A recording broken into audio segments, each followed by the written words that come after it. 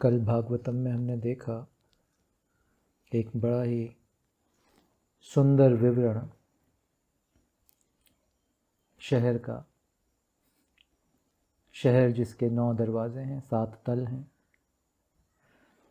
और शहर को नाम दिया भोगवती, भोगों का एक शहर, जिसकी बेसिकली वो ह्यूमन बॉडी का एक बड़ा खूबसूरत डिस्क्रिप्शन था।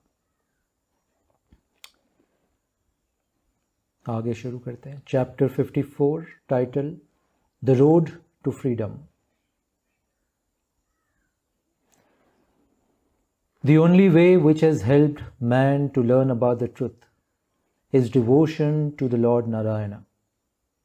He is the cause of everything, and he is the refuge of all sufferers. Devotion to Narayana makes the mind detached from the world of objects, and it makes you realize the true nature of the Jivatma, which is not different from the Paramatma. पहला ही सूत्र है यहाँ पे, कल देखा हमने chapter में, कैसे माइंड गवर्न होता है डिज़ायर से, कामनाओं से, और उन कामनाओं के चलते कैसे हमारी चेतना, हमारी ऊर्जा इन 9 दरवाज़ों से सेंसेस के थ्रू बाहर बह जाती है। और प्रश्न उठा कि माइंड को कंट्रोल कैसे किया जाए, इन माइंड की, मन के इन कामनाओं को, वासनाओं को कंट्रोल कैसे किया जाए। तो आज के सूत्र में नारद कह रहे हैं, devotion to Narayana makes the mind detach from the world of objects. ऐसे तो मन को कंट्रोल करना मुश्किल है, असंभव तो नहीं है, मुश्किल है, मगर डिवोशन से, अगर भक्ति हो नारायण के प्रति, अगर भक्ति हो शिव के प्रति, तो माइंड जो बहिर्मुखी है वो धीरे धीरे स्वतः ही अंतर्मुखी होने लगता है। Easy path, easy path. ये संघर्ष का पाथ नहीं है, ये रास्ता प्रेम का है। 2 ही रास्ते हैं सत्य को पाने के, एक संघर्ष का है, मन को काट के, मन से झगड़ के, मन से लड़ के इंद्रियों को वश में करने का, और एक प्रेम का मार्ग है। भागवतम उस प्रेम के मार्ग की कथा है। Listening to the stories of the lord, thinking on him day and night are both sure remedies for the misery called the cycle of birth and death.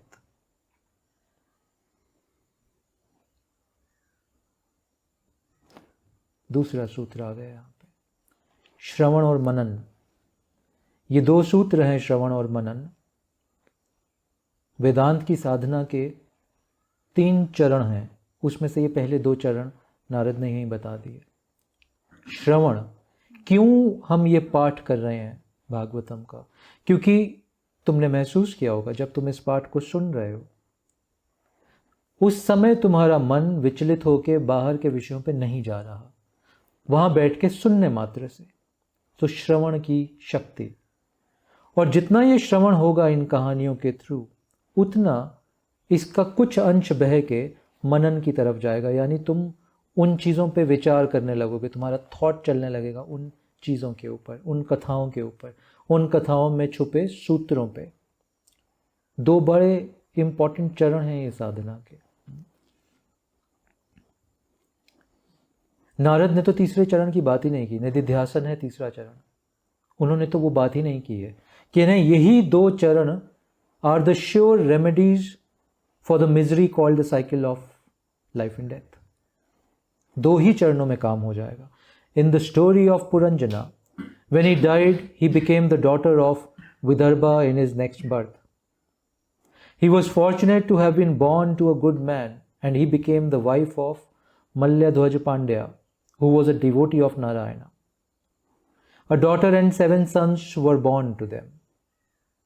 The daughter was Asha, desire, a desire to listen to the stories of the Lord. आशा, आशा को जैसे बोलते हैं hope, यहाँ पे उसको Dzire बोल रहे हैं। but desire to listen to the stories of the Narayana. देखो कैसे एक एक सूत्र छोटा छोटा खुल रहा है. कल बात की हमने कि कैसे ये डिजायर्स ही मन को विचलित करके इंद्रियों के थ्रू संसार में डुबो देते हैं. और आज उसी डिजायर को लगाया जा रहा है listening to the stories of the Narayan. मूल ऊर्जा वही है, कामना, मूल ऊर्जा वही कामना, वही डिजायर, वही है, उसको ही लगा रहे हैं. द 7 sons were श्रवण, कीर्तन, स्मरण, पाद सेवना, अर्चना, वंदना एंड दास्य. अद्भुत. The association with the devotee of Narayana will make you adopt the 7 ways of worshipping him. Important line. The association with the devotee of Narayana will make you adopt the 7 ways of worshipping him. 7 तरीके हैं. और कह रहे हैं association मात्र से, तुम अगर हम बात करते हैं ना साधु संघ की, साधु संघ में होने से ही ये 7 वेज तुम अडॉप्ट करने लगोगे. When there is a desire to listen to the stories of the Lord, then you get the other ways of worshipping him also. एक डिजायर जब उत्पन्न हुई, देखो बेटी है आशा कि कहानियां सुननी है, मुझे कथाएं सुननी है ईश्वर की. कह रहे जैसे ही बेटी की तरफ तुम जाओगे 7 पुत्र भी साथ में आ जाएंगे, which is 7 ways of worshipping the Narayana. You begin with Shravana, which is listening to the stories of the Lord. पहला पुत्र Shravana. After that Kirtana, which is reciting them incessantly. तुम उन्हीं कहानियों की गाथा को गाए जा रहे हो. कीर्तन, प्रेजेस होते हैं ना. स्मरण is remembering them by repeating them in your mind. स्मरण कैसे होगा किसी चीज का? जिस चीज को तुम ज्यादा रिपीट करोगे उसका स्मरण होने लगेगा. तो रेपिटेशन इज गुड. इसलिए जप में रेपिटेशन है, कीर्तन में रेपिटेशन है, ताकि स्मरण आ जाए हमें. चौथा पद सेवना is devotion to the lord, a surrender at his feet. पद का मतलब होता है पांव, सेवा, पद सेवा बोलते. तो तुमने देखा होगा कि गुरु की पादुकाओं की सेवा या पूजा की जाती है. तो ये पद सेवना है, is the devotion to the lord by surrendering at his feet. अर्चना इज वर्शिपिंग हिम. बहुत सारे तरीके हैं अर्चना के. वंदना इज प्रेइंग टू हिम. अब प्रेयर का एलिमेंट भी आ गया, हम वंदन करते हैं. एंड फाइनली द दास्या is becoming a slave of him and only of him. आज सुबह यही बात हो रही थी, to become the slave of the divine. तो उसको दास्य भाव बोलते हैं, दास. कई ट्रेडिशंस में तुमने देखा होगा उन भक्तों के नाम के पीछे दास जोड़ा जाता है. कृष्ण दास, राम दास. वो दास एक रिमाइंडर है दास्य भाव का. तो कृष्ण दास नीम करोली बाबा के स्लेव हो गए, कहें तो हनुमान जी के स्लेव हो गए. वो लीनियज चली आ रही है. तो दास्य भाव.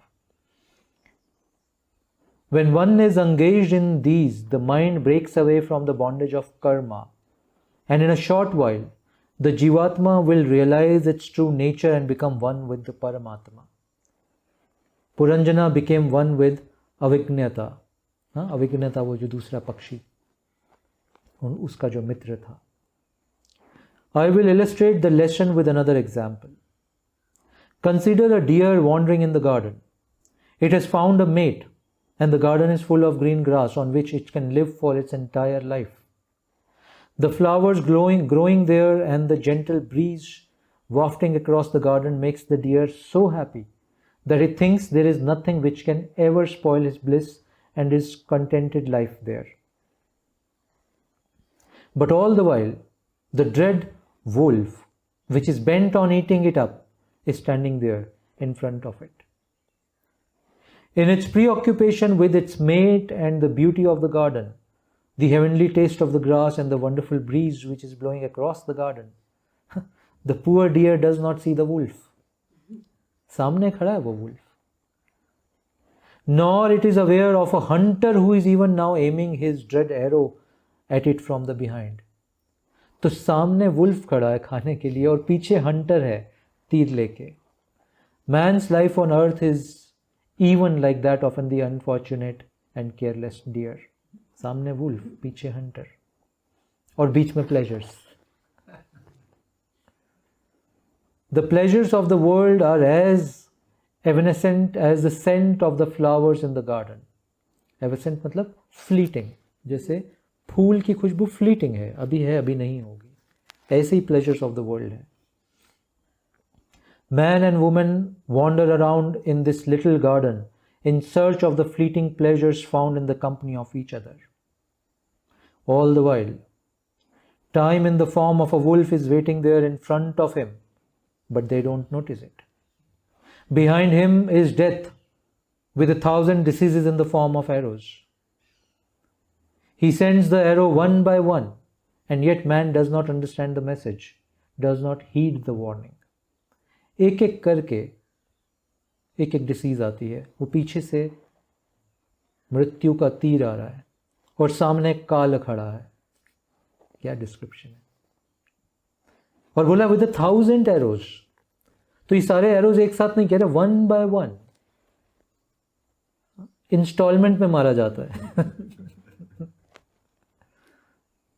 बट आदमी फिर भी देख नहीं पाता, जाग नहीं पाता, समझ नहीं पाता कि ये हो क्या रहा है उसके साथ. Narad paused for a while. He then said, I told you the mythical story of Puranjana because I wanted you to realize that karma kanda leads you nowhere near the absolute truth. You are superior to ordinary human beings who think they can reach the heavens by performing yajnas. The karmas you have been performing will only give you the things of this world, and you should try not to get involved in them. Important सूत्र है यहाँ फिर से. ये जितने भी हम अच्छे कर्म, अच्छे काम कर रहे हैं, they will give the benefit of this world. But जब हम उन बेनिफिट्स को एंजॉय करते हैं इस वर्ल्ड के, we get stuck in them. किया अच्छा काम था, तो किसी ने बड़ा शुभ काम किया और वो राजा बन गया. बड़े उसने मंदिर बनाए, यज्ञ किए और वो राजा बन गया. अब उस राजा को जितने प्लेजर्स, जितनी प्रजा और जो सब मिल गया, अब वो राजा उसमें स्टक हो जाएगा. जो सब मिला वो उसमें फंस जाता है. तो इसका क्या मतलब हुआ? अच्छे काम नहीं करने चाहिए. Should we not do good works? Should we not do good deeds to the others, to the self? Should we not build temples? Should we not do seva or the sadhus? Should we not, हम दान ना करें क्या? अच्छे कर्म तो बन रहे हैं इस संसार के. सूत्र दे दिया, वो ये है, the karmas you have been performing will only give you the things of this world, but you should try not to get involve in them. तो सूत्र ये है कि अच्छे कर्म करके जो तुम्हें बेनिफिट मिल रहा है, जो तुम्हें अच्छी उपलब्धियां मिल रही हैं जीवन में, उसका इस्तेमाल कर लेना फिर से ईश्वर को याद करने के लिए. मच्छरों के बीच में बैठ के तुम्हें ईश्वर को याद करना मुश्किल होगा. एयर कंडीशन स्पेस में जहाँ मच्छर ना हो शायद आसान होगा. एयर कंडीशन मिलेगा अगर अच्छे कर्म किए होंगे. बेसिक से तुलना कर रहा हूँ मैं, संसार की आजकल जैसी स्थिति है. लोग आते हैं आश्रम में अपने एयर कंडीशन घरों से निकल के, और पहली चीज़ उनको लगता है कि अरे यहाँ तो गर्मी, हमने सोचा ठंडा होगा, पहाड़ हैं. अरे यहाँ तो भांति भांति तरह के जंतु घूम रहे हैं, घर में ध्यान अच्छा हो जाएगा, यहाँ तो बड़ा मुश्किल है. They get involved in the things of the world. कैसे इन्वॉल्व हो जाते हो तुम थिंग्स ऑफ द वर्ल्ड में? जब तुम्हें लगता है कि ध्यान सिर्फ एयर कंडीशन में ही बैठ के हो सकता है, तुम इन्वॉल्व हो गए उन चीज़ों के साथ, तुम्हें उनकी आदत पड़ गई. अब अगर वो चीज़ें तुमसे खींच ली जाएंगी तो तुम्हारा ध्यान, तुम्हारा जीवन ऐसा लगेगा कि सब नष्ट सा हो गया, क्योंकि सुख सामग्री छिन गई, ऐसा लगा. So that is what the trap is all about. और जो व्यक्ति इन्वॉल्व नहीं है, उसका मतलब ये हुआ कि बाहर की परिस्थिति जैसी भी है, महल तो महल, कुटिया तो कुटिया, काम उसको अपना पता है, Narayan Narayan. You should strive for something higher. Pleasing the Lord and trying to reach Him are the only things a man should do. The company of the sadhus will develop in you a love for the Lord's stories. सुंदर बात. ये company of साधु से ज्ञान नहीं मिलता है. ऐसे तुम्हें लगे कि ज्ञान मिल जाएगा, काम हो गया, कि हम तो साधु के साथ रहते हैं सारा समय. नहीं, ज्ञान नहीं मिलेगा. इंस्पिरेशन मिल जाएगी तुम्हें, उन कथाओं को सुनने की, उस मार्ग पे चलने की, उस सत्य को पाने की, वो इंस्पिरेशन मिल जाएगी. When you pursue the seven paths, you will finally reach the last stage, which is surrender, आत्मसमर्पण. ये लास्ट स्टेज है, आत्मसमर्पण. आत्म को पूरा समर्पित कर दिया. When the ego is completely surrendered, there is liberation. One who is ever thinking on the Lord will never be troubled by the objects of the world. Pain will not hurt him, nor will he be elated when pleasures comes his way. अद्भुत सम भाव की बात है. Pen, ये नहीं बोल रहे pen आना बंद हो जाएगा, वो कर्म फल आ रहा है. उस पेन से ट्रबल होना बंद हो जाओगे, उन प्लेजर से इलेटेड होना बंद हो जाओगे सम भाव में. He will achieve evenness of the mind and there is very near the Brahmi state. ये जो ब्रह्मी स्थिति है, ये समभाव के बहुत समीप है. बड़ा खूबसूरत और गहरा सूत्र है. The state of enlightenment. किसी ने थोड़े दिन पहले पूछा कि कैसे मालूम चले कि यात्रा में मैं प्रोग्रेस कर रहा हूं, कि साधना गहरी हो रही है. बड़ा सुंदर सूत्र है यहां पे. तुम्हारे भीतर एक इवननेस ऑफ द माइंड आने लगेगा, समभाव आने लगेगा. परिस्थितियों के प्रति अलग अलग तरह के, परिस्थितियां तो सब तरह की आएंगी, सुख की और दुख की दोनों, बट भीतर तुम्हारे एक समता बनी रहेगी. शुरू में समता धीमी होगी, यानी रेंज ऑफ ज्वर की रेंज होती है, फीवर हाई फीवर लो, दोनों बीमारी हैं.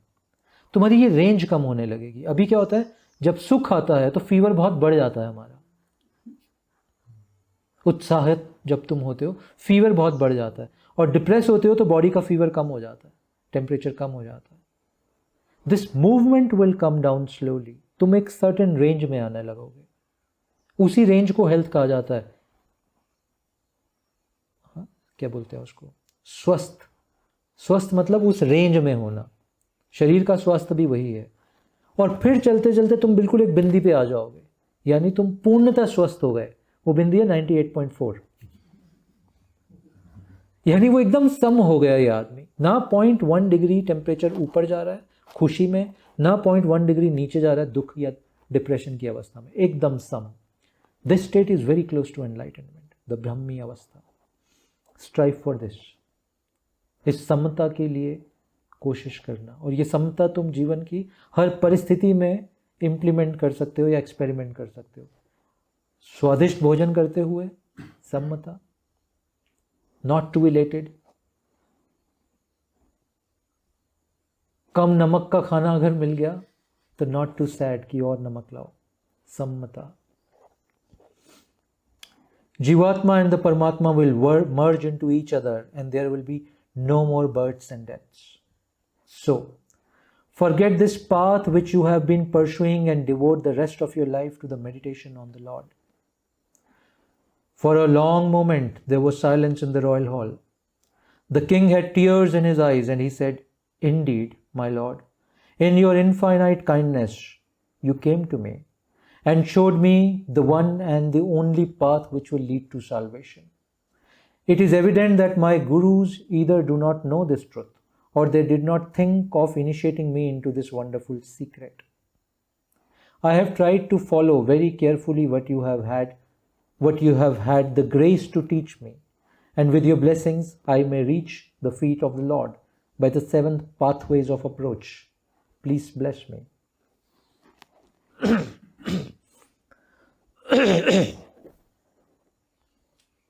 एक लाइन मुझे लग रहा है मिसिंग है यहाँ पे.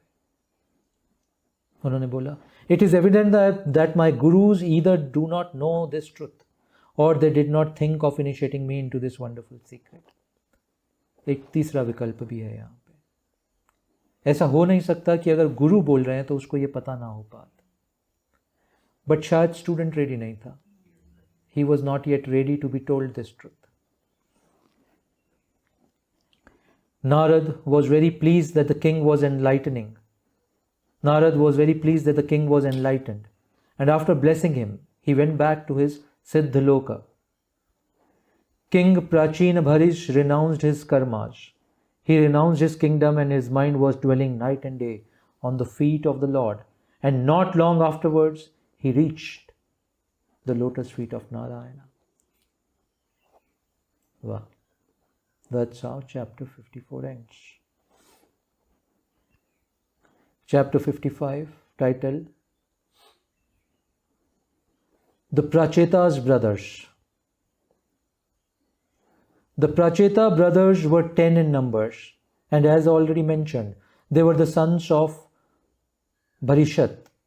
He had asked them to perform tapas in order to fit themselves to continue the line. They had accordingly set out to the forest to do what their father had asked them to do. ये story फिर से पीछे connect हो रही है. याद करो, कहानी आई थी कि वो 10 पुत्र थे बरिशत के, जिनको उसने फॉरेस्ट भेजा था तपस्या के लिए. They traveled towards the west, and while they were so engaged, they found an immense lake which was almost as large as the sea. It was filled with water which was clear, pure, and without any waves, like the mind of a sadhu, which is without any agitations. Fish were there inside the lake, and lotuses, red, white, and blue, were floating on its surface. Water birds made sweet music, and this was echoed by the music of the bees, which were drunk with the honey from the flowers abounding there. Perfume-laden breeze was blowing across the lake, and brothers stood there as if spellbound. They heard sweet music, and they were intrigued as to where it came from. All on a sudden, out of the heart of the lake, rose the Lord Mahadeva with all his attendants. क्या description है कि जहां महादेव हैं वहां सौंदर्य की परिकाष्ठा हुई हुई है already. Satyam Shivam Sundaram. What a description. All of a sudden, out of the heart of the lake rose the Lord Mahadeva with all his attendants. He was glowing golden, and his beautiful neck was black with the poison which he had swallowed for the good of the world. A smile lit up his face, and the princes, after a moment of stunned wonder, fell at his feet and worshipped him. Mahadev blessed them and said, I know you are the sons of Bharishat, and that you are great devotees of Narayana. I also know why you have come to the forest to perform tapas. I have come to you to help you. I will teach you the great incantations which will make you see the Lord in person. Mahadev then taught them the Rudra Gita, which is an invocation for Narayana, and said, if you repeat this mantra every day, which is with a steady mind, you will attain whatever you desire. He then vanished from their sight. अद्भुत. महादेव इन 10 को रुद्र गीता बता रहे हैं. रुद्र गीता, जिसका नाम ही रुद्र गीता है, जो नारायण के दर्शन कराएगी. फिर लोग झगड़ा करते हैं कि नारायण ज़्यादा पावरफुल है या महादेव ज़्यादा पावरफुल है.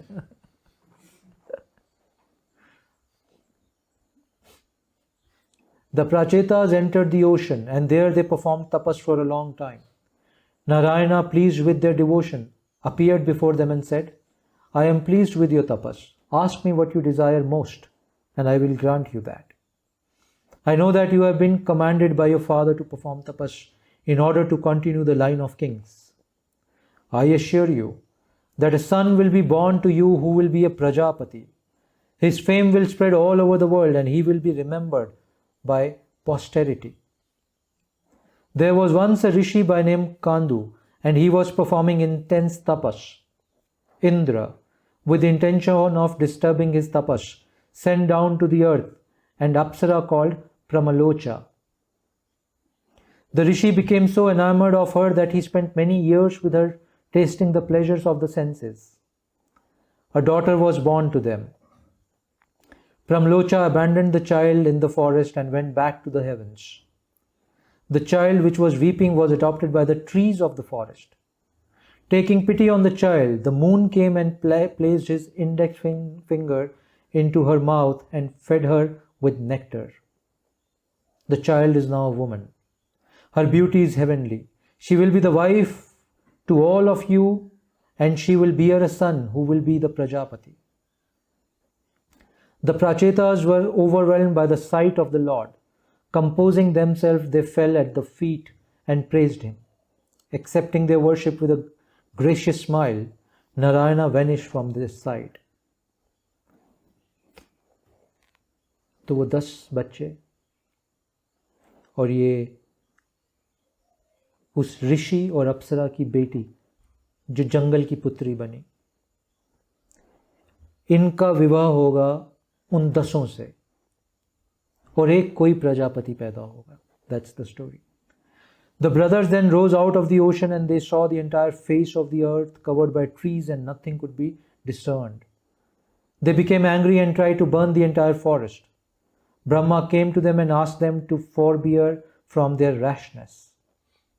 The trees that were still remaining brought out their foster daughter Marisha, also known as Tarkashi, and gave her to the valiant brothers. All of them married her. जंगल जला रहे थे वो, तो जंगल ने अपनी पुत्री उनको भेंट कर दी कि वो रैशनेस रुक जाए. A son was born to them and he was Daksha. It was the same Daksha Prajapati who had insulted Mahadeva long ago. He had been born as a human being because of his disrespect to Mahadev once upon a time. तो ये दक्ष प्रजापति जो ब्रह्मा का पुत्र था, वो जो कर्म किया उसने, महादेव की इंसल्ट की, अब वो ह्यूमन फॉर्म में इन 10 व्यक्तियों, इन 10 पुरुषों और उस फॉरेस्ट की पुत्री का बेटा बन के पैदा हुआ है, इन द ह्यूमन फॉर्म.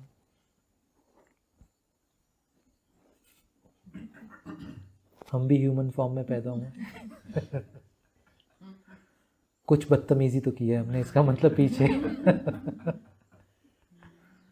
और दूसरा तरीका देखने का ये है कि पशु थे, कीट पतंगे थे, कुछ ढंग का काम तो कर लिया हमने कि ह्यूमन इनकारनेशन मिल गया. Both ways. देखने के 2 तरीके हैं. तुम इसको क्या बोलते हो उसको, पनिशमेंट पोस्टिंग मान सकते हो ऑन अर्थ. पनिशमेंट पोस्टिंग भी हो सकती है ये मनुष्य बनना, या ये एक अपॉर्चुनिटी पोस्टिंग भी हो सकती है कि यहाँ से अब बहुत आगे बढ़ा जा सकता है. The son grew up and when he was old enough to be thrown, the Prachetas crowned him and left the kingdom for the forest. On the way they met Narad. They spoke to him humbly and asked him to teach them the path of salvation. When he went away, they remembered his teachings and they also remembered the words of the Lord, that they would be assured of a place at his feet when they were ready to abandon the world. They set their minds on the feet of Narayana and soon they reached him. कितना आसान सा है ना. They just sat and continuously thought about the feet of the Narayana और पहुंच गए.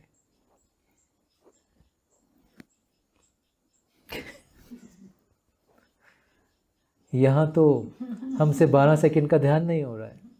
So many thoughts come. Huh?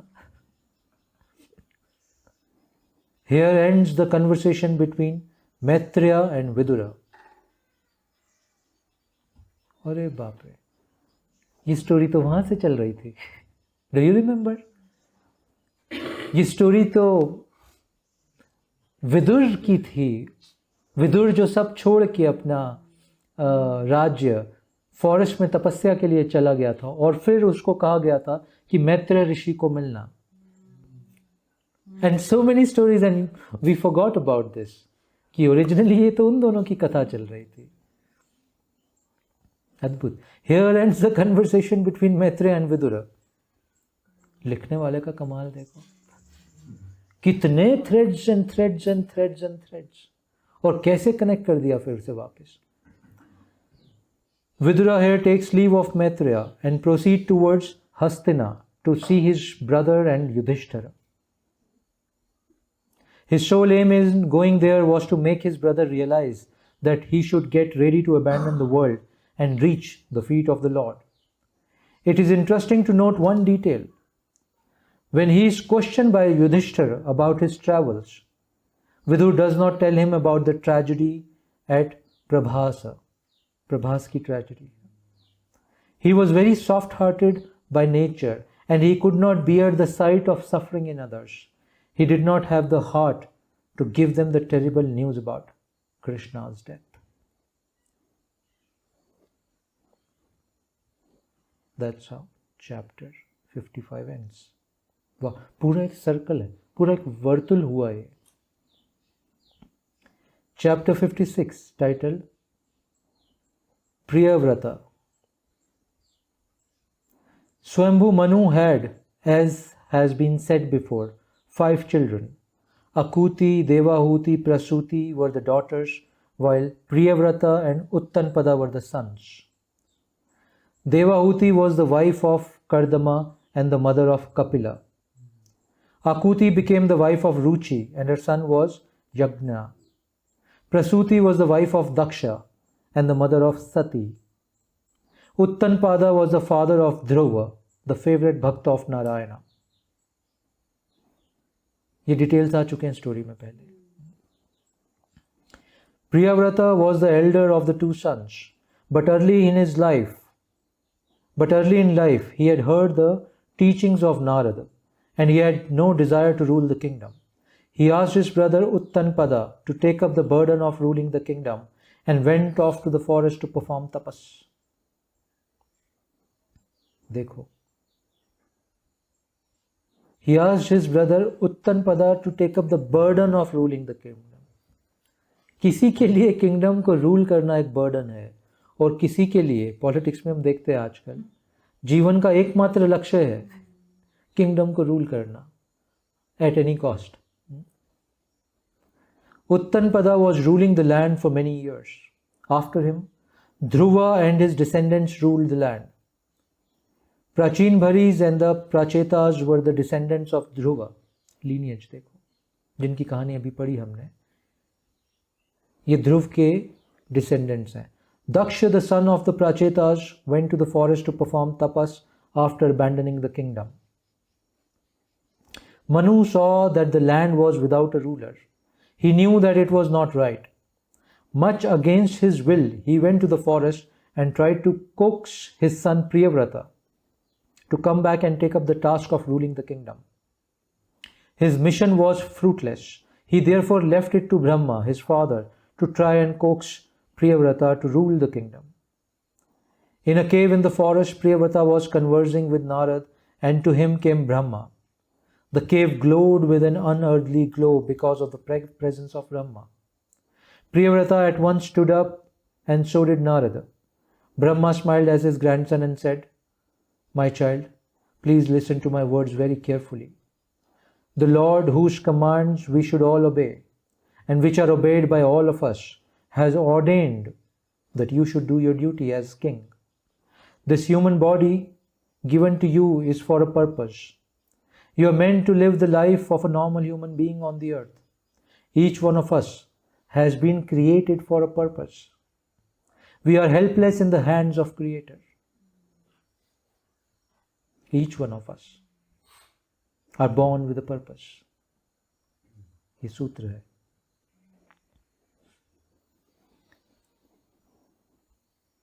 बस हमें कोई ब्रह्म आके ये याद नहीं दिला रहे. Look at the bullocks which plough the fields. They have ropes running through their nostrils, and as the farmer leads, so move the bullock. The jerk of the rope is what he has to obey, and he has no power to act on his own. Even so, we are led by the Lord into whatever walk of life He has chosen for us. We are not free even to act as we like, nor to enjoy the things of the world as we like. We cannot choose pleasure or pain. They are sent to us alternatively, or perhaps together, or sometimes singly.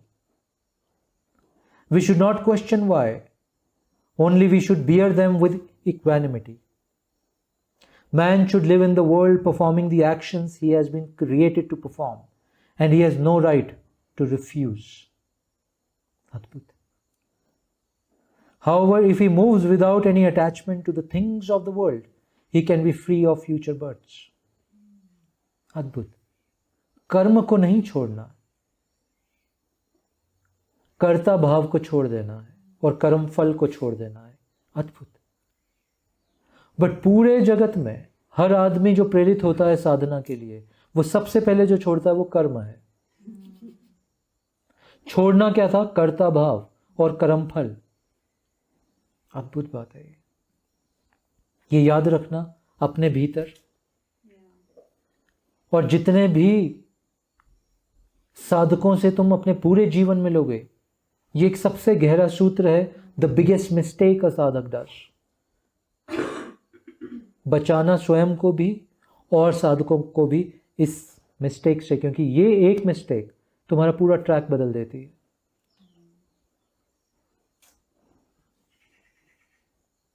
अद्भुत. He is then अ जीवन मुक्त. कौन जीवन मुक्त है? Definition देखो जीवन मुक्त की. जो कर्म क्षेत्र में है, कर्ता भाव से मुक्त और कर्म फल से मुक्त, वह जीवन मुक्त है. 3 कंडीशंस दे दी जीवन मुक्त की. कर्म क्षेत्र में हो, कर्ता भाव से मुक्त, कर्म फल से मुक्त. अद्भुत. और क्या चाहिए जानने के लिए? He moves in the world of men as long as the Lord wishes him. And such a man will view pleasures and pain like a dreamer views the world of dreams after he has awakened. Such a man will not acquire any vasanas which causes a further birth in this world, nor will he have to exhaust the vasanas, since his actions are all performed without any desire for return. दूसरा गहरा सूत्र. ना तो such a man will not acquire any वासना, ना तो ऐसी वासना को वो रिसीव करेगा. Nor will he have to exhaust the वासनास. जो पुरानी वासनास उसके भीतर है, उसको वो भी एग्जॉस्ट करने की आवश्यकता नहीं पड़ेगी, क्योंकि अब कोई रिटर्न नहीं चाहिए उसको. कर्म फल से मुक्त हो गया. यानी कर्म फल आकांक्षा से मुक्त होते ही तुम्हारे पूरे पुराने संस्कारों की वासना भस्म हो जाती है. कितनी गहरी बात है. कर्म फल आकांक्षा से मुक्त होते ही पुरानी सारी वासनाओं से भी तुम मुक्त हो जाते हो. एक शॉट में. The man, however, who has no control over his sense organs will move from birth to birth eternally, like a man who has lost his way wanders from the forest to the forest. The 6 enemies, Kama, Krodha, Moha, Lobh, Mada, Matsarya, will always pursue him, and to add to the downfall and to increase its speed. His mind, his manas, and the indriyas, the sense organs, will obey the summons of the 6 enemies only too easily, only too readily. तो कह रहे हैं काम, क्रोध, मोह, लोभ, मद, मत्सर्य, ये 6 उसके डाउनफॉल का कारण बनेगा. और उसका अनकंट्रोल्ड माइंड और इंद्रिया उस डाउनफॉल की स्पीड को बढ़ा देगा. एक डाउनफॉल का कारण, एक डाउनफॉल की velocity. He will always be caught up in the cycles of birth and death. A man who has conquered his senses and who has realized that he is none other than the Paramatma is the best person to live in the world of men. Detached as he is from the worldly objects, he will be the ideal man to move among men who have so much to learn, and this emancipated soul can help others who are sorely in need of help.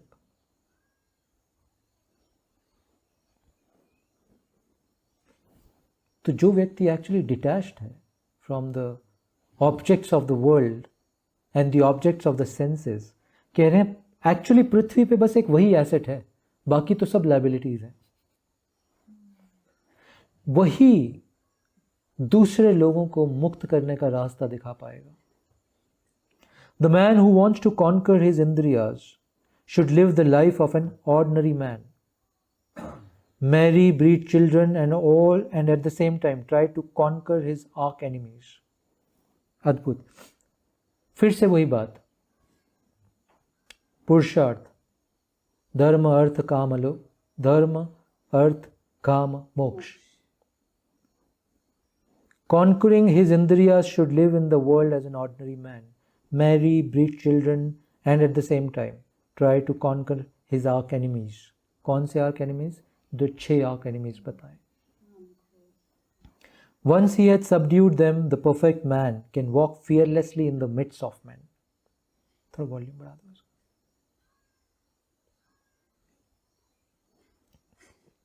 What to do? मुझे सुनता नहीं तो मैं then I don't enjoy the sound. कुछ problem है। तब मुझे ऐसा लगता है कि बस मैं बोल रहा हूँ, आवाज़ मेरे कंठ से निकल रही है, बट इसके आते ही मुझे लग रहा है वो मेरे मुझ तक भी आ रही है। तो पहली अवस्था में मैं सिर्फ वक्ता हूँ, दूसरी अवस्था में मैं वक्ता भी हूँ और श्रोता भी हूँ। तो इसलिए कुछ अधूरा हो जाता है अगर वो आवाज़ घूम के नहीं आ रही मेरे पास, तो इसलिए मुझे वॉल्यूम बढ़ाना पड़ता है। और श्रोता नहीं होते तो आप then you're not really enjoying it.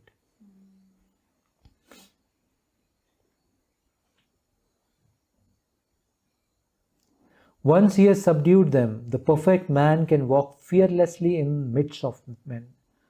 Think of the example of a besieged city. Enemies are attacking the city and the king defends it by taking refuge in the fort. The fort gives him succor.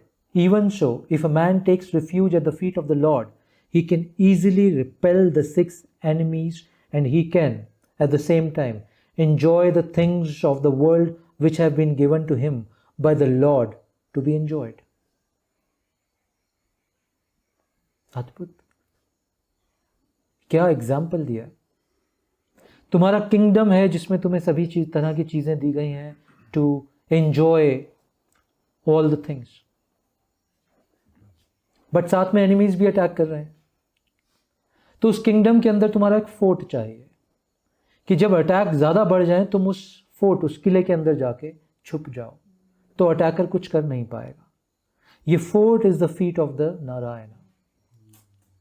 भक्ति ये वो किला है जिसमें तुम safe हो, और अगर तुम उस किले में रह के अपने आप को सेव कर लेते हो और जब ये तुम्हारे एनिमीज थक जाते हैं अटैक करके, तुम वापस किले में जाके you start to enjoy whatever the lord has given you to enjoy. After his span of life is ended, he becomes one with him.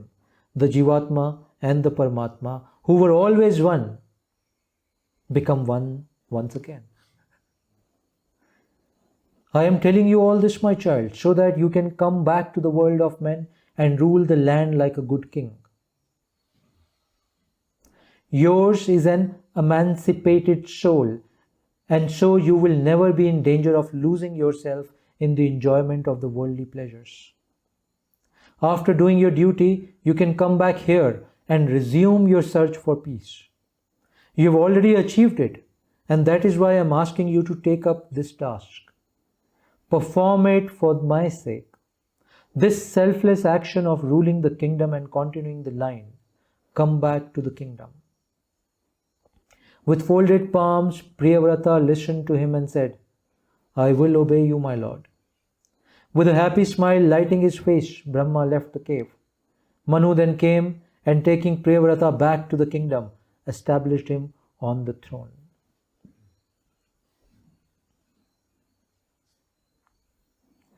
Bharat के पूरे इतिहास में बहुत सारे संतों ने ये काम किया है प्रियव्रत की तरह। विवेकानंद जो पूरा मोक्ष में लीन हो जाना चाहते थे, बट उनके गुरु ब्रह्मा की तरह आए और बोला अभी रोकता हूं, थोड़ा तुम्हारा मोक्ष थोड़ा रोक लेता हूं,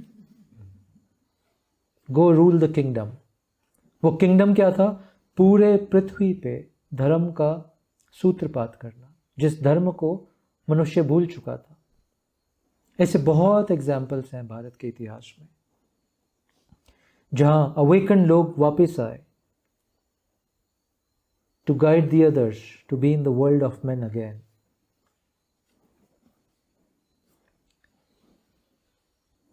That's how chapter 56 ends. Chapter 57 titled Priyavrata's Rule.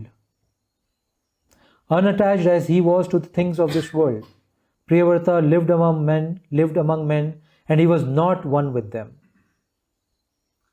He did his duty as a king. He married Bharishmati, the daughter of Vishwakarma. 10 sons and a daughter were born to them. Agnitara was the eldest of them. 3 of the younger sons became sannyasis early in their lives, even as their father had done in his early days. Because of his prowess and because of his righteousness, there were no enemies to the kingdom ruled by Priyavrata. His rule was such that people were all happy. He was endowed with divine prowess. Once he thought to himself, the sun illumines only half the world, and the other half is in darkness. I must find out the path of the sun. He equipped himself with a chariot as fast as and as glorious as that of the sun, and he travelled with the sun around the earth 7 times. The modes formed by the quick progress of his chariot became the 7 great seas, and the earth was divided also into 7 islands.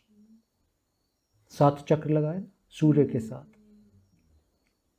तो वो पहिए से तो छाप बन गई, उससे 7 ocean बने और 7 कॉन्टिनेंट्स बन गए. These were named Jambudvipa, Palasha, Shalmali, Kusha, Karucha, Shaka, and Pushakra. The seas were named Lavana, Ikshu, Sura, Sarpati, Dadhi, Shira, and Madhu. Agnitara and the other 6 sons were made to rule these 7 islands. The daughter by name Ojaswati was given in marriage to Shukra, and their daughter was Devyani. When he felt that he had performed the duties assigned to him by his elders, Priyavrata decided to renounce the kingdom. Like the life sheds the body which has been its home for long, he abandoned his kingdom, his wife and companions, and went off to the forest to continue the penance which had been interrupted by his grandfather Brahma. Bhula nahi. That's how chapter 57 ends. Chapter 58 titled The Birth of Rishabha. Priyavrata's son was Agnitara and his eldest son was Nabhi. Nabhi had no children and he therefore performed a sacrifice where he worshipped the Lord in the form of Yagya Purusha. Pleased with his devotion, Narayana appeared before him. The Ritviks and the Yajmana of the sacrifice praised the Lord with suitable words. They said, "You are perfect and you are complete in every way. We have not the power nor the command over words with which you should be praised. We can only fall at your feet and show our devotion. In a world full of sinful things, which beset the path of man, who is there who can gauge your greatness? With our thoughts turned out towards earthly things, and with earthly desires filling our minds, how can we aspire to know you and describe you? In your infinite love and compassion for us, you are pleased with the inadequate offerings made by us." सारी लाइनें ध्यान से सुनना. The sense of humility. ईश्वर सामने खड़े हैं, praises कर रहे हैं, बट अपनी ह्यूमिलिटी, अपनी अवस्था मालूम है कि शब्द नहीं है मेरे पास उपयुक्त कि मैं तुम्हारी प्रशंसा तक कर सकूं. ये सिर्फ ह्यूमिलिटी नहीं है, ये सत्य है. शब्द नहीं है हमारे पास कि हम शिव की व्याख्या या प्रशंसा कर सकें, वो शब्द ही नहीं है हमारे पास. In your infinite love and compassion for us, you are pleased with the inadequate offerings made by us. क्या ही कर लिया हमने, फिर भी आप आशीर्वाद दे रहे हो हमें.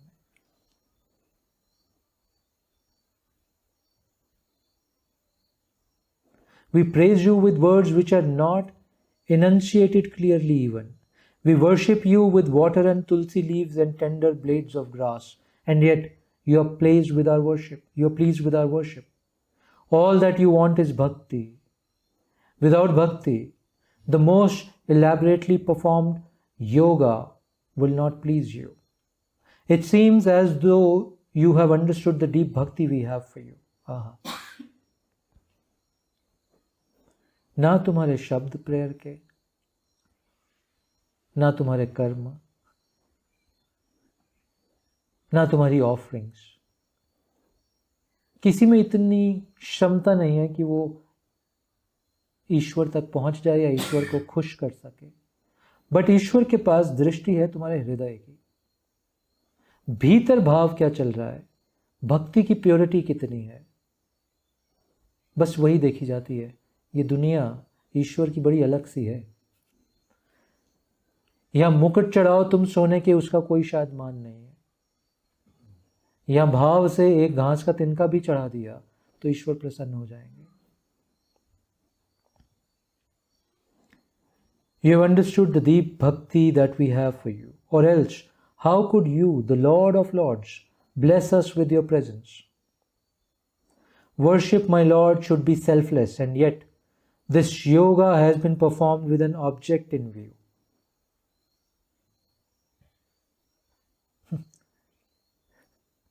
कह रहे हैं पूजा अर्चना तो बिना किसी कारण के होनी चाहिए, बट हम पूजा अर्चना कर रहे हैं और हमारे भीतर कुछ ऑब्जेक्ट है, कोई बात है जिस वजह से हम ये कर रहे हैं. The king Nabhi wants a son, and it is for this purpose that the yajna has been performed by us. We feel so small and so ashamed to ask a favor of you, when we have been granted the greatest reward for our yajna, your darshana. Please forgive us for asking you this favor. मांग भी रहे हैं और अपनी बुद्धि का छोटापन भी दिख रहा है कि दर्शन मिल गए उसके बाद भी मांग रहे हैं, दिख भी रहा है साथ में. Narayana looked kindly on his worshippers, who stood with tears flowing from their eyes, and said, "Do not humiliate yourself. Nabhi wants a son like me, and so he has asked you to perform this yajna. There is no one like me, and so I will myself be born as the son of Nabhi. To me, nothing is more precious than the word of a Brahmin, and when Brahmins, great Brahmins like you have performed this yajna, I will honor you by granting your wish. I will be born as the son of Nabhi." In course of time, a son was born to Nabhi, and the king, knowing that it was the Lord who has taken the form of a child to bless him, felt there was no one equal to him in good fortune. The child was named Rishabha, and the fame of the child spread far and wide. When his son reached manhood, Nabhi crowned him as king and went to Badri, where he worshipped Nara and Narayana till he reached the feet of the Lord. Rishabha, in course of time, married Jayanti, daughter of Indra, and became the father of 100 sons. The eldest of them was Bharata. The country which is ruled later became known as Bharatvarsha. तो ये ऋषभ के पुत्र थे भरत, जिन्होंने आगे चल के भारतवर्ष पे रूल किया और भारतवर्ष वहां से नाम आया. The purpose of Rishabh Avatara was to show the world of men that a man can be a king, be surrounded by wealth and luxury and all the many things which tempt man, live with the most beautiful of women and be the father of many children, live the life of a perfect grahastha and yet live like a sannyasi. This was the lesson taught to the world by men. This was the lesson taught to the world of men by Rishabha. It is the peculiarity of human being that they try to emulate whatever a man in high position does. जो leader करता है वही अनुयायी करेंगे। तो ऋषभ ने, नारायण के अवतार ऋषभ ने आके ये प्रथा सेट की। And so it is the responsibility of a good king to set an example to his subjects and make them walk in the path traced out by himself. This was the purpose of this avatar. Rishabha taught men that living a family life, the life of Grastha, man could still so arrange his life that he could achieve dharma, earth, fame, children, happiness, and salvation in the end by righteous living and selfless performance of all actions. Though he was himself beyond worldly things, Rishabha lived according to the rules set down by the Brahmins and ruled the kingdom like an ideal king.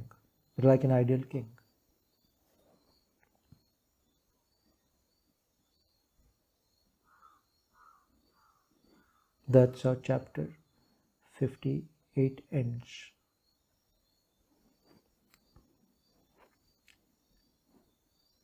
Chapter 59. The teachings of Rishabha. मुझे पहले लगा रुक जाते हैं यहीं पे, but मैंने जब नेक्स्ट चैप्टर का टाइटल देखा, आई थॉट ये चैप्टर पढ़ना चाहिए. To propagate the lesson of living a life of detachment to the world, the king Rishabha once called his sons to his side and taught them the rules of living. He said, "My sons, this human body has been given to us not to enjoy worldly things like animals do, but for a higher purpose. Purity of mind is very essential. There are two immense gateways. Serving people who are great is one gateway to salvation. The other is the one which leads to worldliness, and this is entered by attachment to the senses and the objects of the senses." दो gateways हैं, मनुष्य के पास दो तरीके हैं. Senses के through world of objects में जाके वो अटैचमेंट में फंसेगा, या serving people who are great with devotion is another gateway to salvation. Equanimity of the mind is the one thing you should strive for. You should learn to receive gain and loss with the same calm frame of mind. Anger should be conquered with the mind should be brought under control.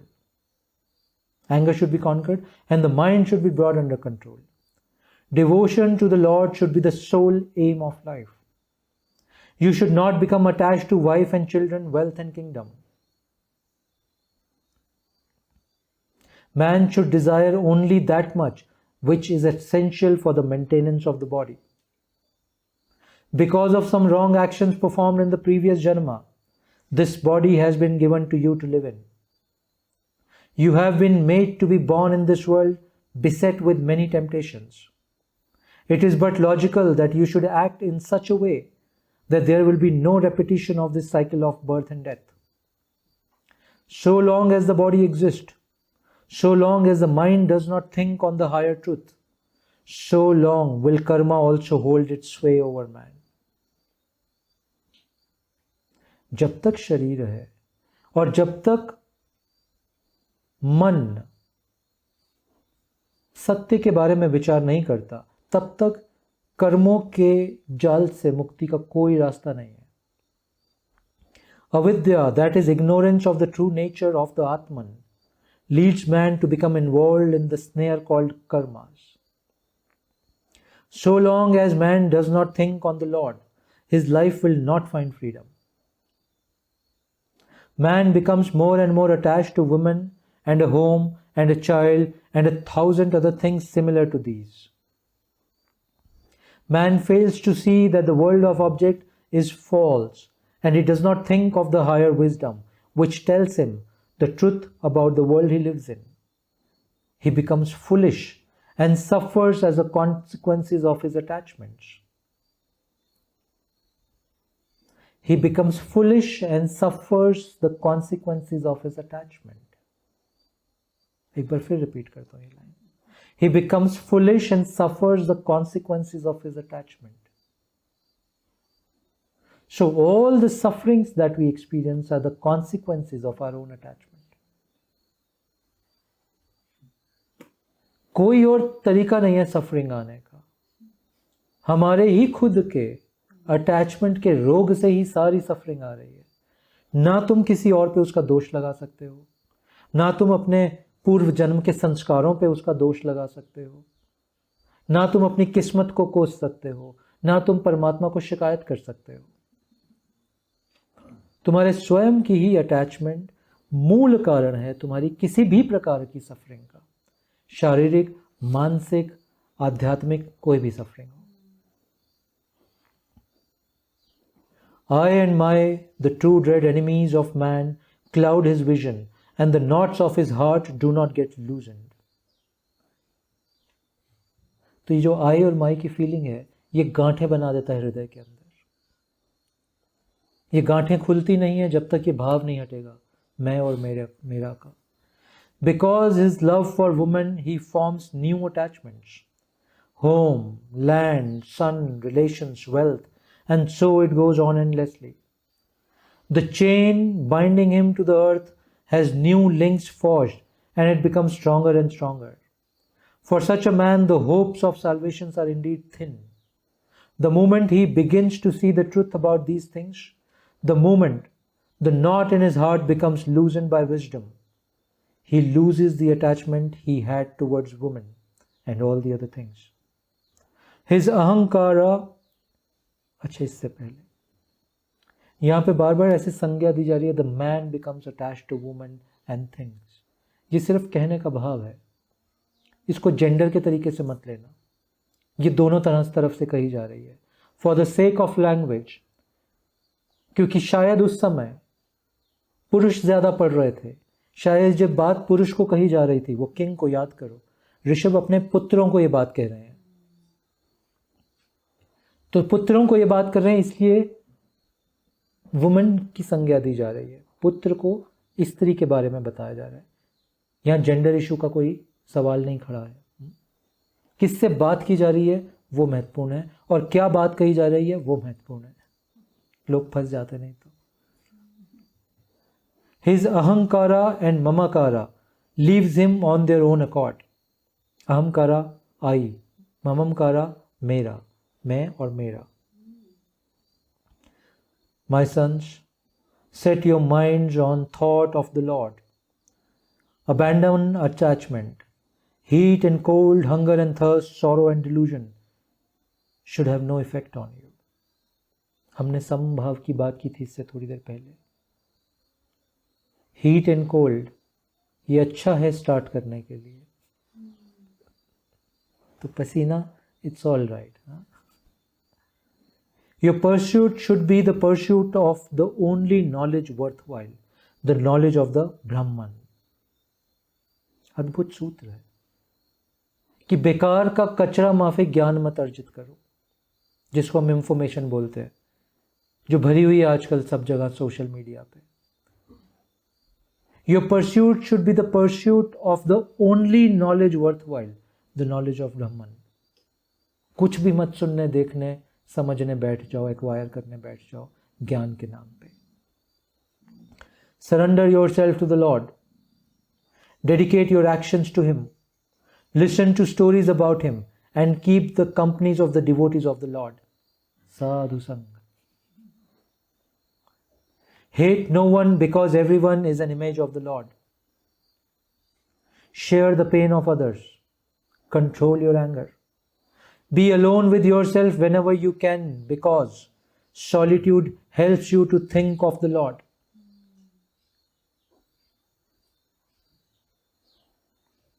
एक caveat दे देता हूं यहां पे. ये solitude भगोड़ापन ना हो, क्योंकि मैं संसार को फेस नहीं कर पा रहा, क्योंकि मैं स्वयं को फेस नहीं कर पा रहा लोगों से डील करते हुए, क्योंकि कोई ना कोई मेरा कोई बटन दबा देता है, तो मैं सॉलिट्यूड में चला जाता हूं. ये भगोड़ा है. साफ लिख रहे हैं यहां पे, Be alone with yourself whenever you can be, because solitude helps you to think of the Lord. उसी वजह से जाना सॉलिट्यूड में. कि मुझे ईश्वर को ही स्मरण करना है, इसलिए मैं सॉलिट्यूड में जा रहा हूं। डू योर ड्यूटीज प्रॉपरली, साथ में ये बात जोड़ दी, नहीं तो हमें आदत पड़ जाती है भागते ही रहने की। जोड़ दी साथ में बात, do your duties properly, do not neglect any one of them. हमें तो बड़ी तकलीफ होती है, काम इतना है, ध्यान का समय नहीं मिल रहा।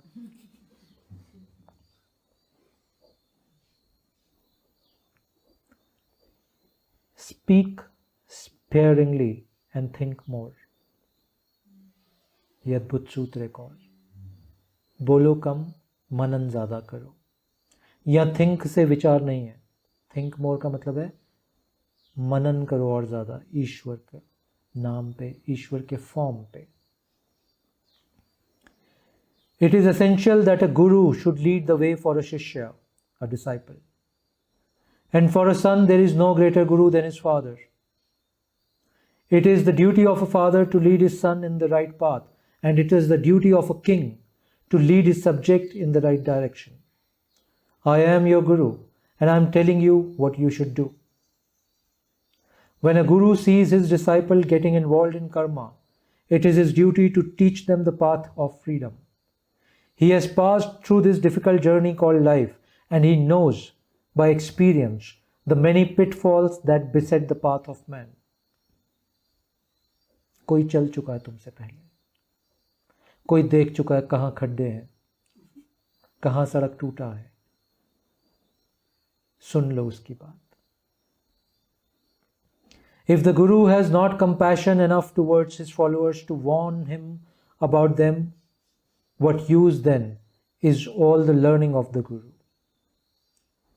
No man will sit unconcerned when a man is drowning. A guru should be a guide, a father, a mother, a well-wisher. Ponder carefully on all that I have told you. Consider this Bharata as your father and obey him.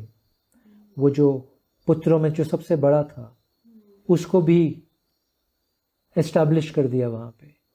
Consider this Bharata as your father and obey him. He is a great man. Live in the world in the manner I have indicated. Bhakti is the one cure for the dread disease called moha. क्या बात है? Bhakti is one cure for the dread disease called moha. And with the help of bhakti, save yourself from the cycle of birth and death. Rishabha spoke these words to his sons, who were already very much like him. It was more to guide the men of the world that he gave this discourse. अपने 10 पुत्रों को तो सुना ही रहे थे, but दुनिया के लिए भी. He then crowned Bharata as king, renouncing his kingdom, his wife, children, and all that once was his. Rishabha, who was never been deluded by Maya, left the country and went away. He wandered all over the world till the time his freedom came. It is a rule of life that even when a man has no desire, when nothing in the world moves him, when he is all ready to move away from the world, still life persists until the appointed time comes. काम तो खत्म हो गए सारे, still life persists until the appointed time comes. When a potter spins the wheel to fashion the pot of clay, it spins long after the pot is removed from it. Even so, because of some chance, some samskaras of the previous birth, life will not leave the body even if the Dehi is ready to die. It was so with the king Rishabha. He had become an Avadhuta, and after a long wandering, he reached the slopes of the hill of Kutaka, which is Kurg. While he was there, a forest fire devoured the large forest where he was wandering, and he found release from the bondage called karma, which had never really touched him. He got release from the bondage called karma, which had never really touched him.